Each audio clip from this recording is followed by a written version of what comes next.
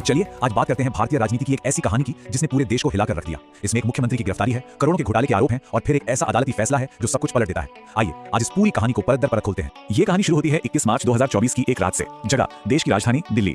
उस रात कुछ ऐसा होने वाला था जो इससे पहले कभी नहीं हुआ था। सोचिए, भारत के लोकतांत्रिक इतिहास में ये पहली बार था कि एक सिटिंग चीफ मिनिस्टर मतलब जो पद पर हैं उन्हें गिरफ्तार कर लिया गया। दिल्ली सरकार के मुखिया अरविंद केजरीवाल अब हिरासत में थे। अच्छा, तो आरोप क्या था? ऑफिशियल चार्ज ये था कि केजरीवाल दिल्ली में हुए एक बहुत बड़े शराब घोटाले के किंग पिन है, मतलब मेन मास्टरमाइंड। जांच एजेंसियों का कहना था कि भाई ये सब कुछ उन्हीं के इशारे पे हो रहा था। लेकिन कहानी यहाँ खत्म नहीं होती, ये तो बस शुरुआत थी। क्योंकि इस सोच के हिसाब से ठीक 2 साल बाद एक कोर्ट का जजमेंट आता है और वो एक बिल्कुल ही अलग तस्वीर सामने रखता है। अब सवाल ये है कि ये सब हुआ कैसे। इसको समझने के लिए हमें कहानी के बिल्कुल शुरू में जाना पड़ेगा। तो सोर्स के मुताबिक इस पूरे केस को समझने की चाबी छिपी है आम आदमी पार्टी यानी एएपी के पॉलिटिकल राइज में। मतलब उनका जो राजनीतिक सफर था। सोर्स उसे स्थापित पार्टियों के लिए एक के बाद एक बजने वाली खतरे की घंटी की तरह देखता है।